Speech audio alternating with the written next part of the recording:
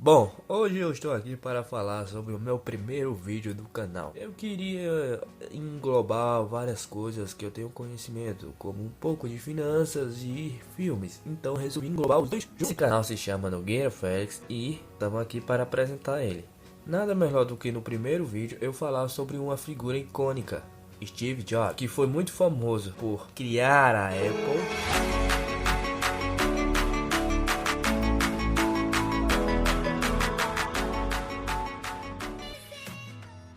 Steve Jobs nasceu em família pobre e foi adotado por Paul e Clara Jobs. Steve Jobs, ele adorava o seu pai Paul. Paul era tipo um faz-tudo.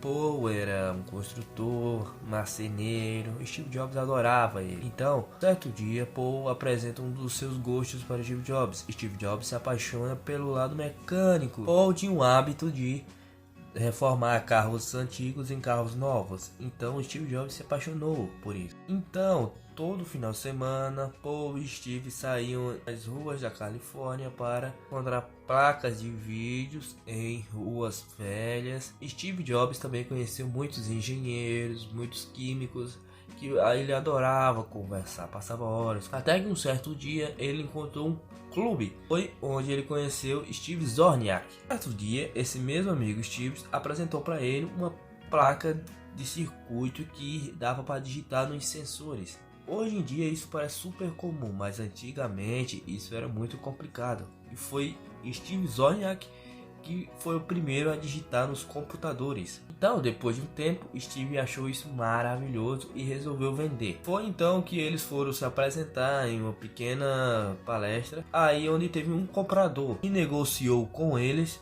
uma certa quantidade de placas. Aí que Steve Jobs apresentou seu maior triunfo, que era o seu conhecimento, onde Steve Jobs falou para o vendedor que ele poderia vender placas junto com os computadores, junto com os sensores. Após o Steve Jobs conseguir vender as placas, o Steve Jobs junto com o Wozniak pensaram em abrir a Apple, que foi aí onde ele teve a ideia depois de ter visitado uma pequena colheita de maçã. E também o nome Apple vem antes do nome Atari, que Steve Jobs já havia trabalhado naquela época. Ao criar a Apple, Steve Jobs começou a crescer muito.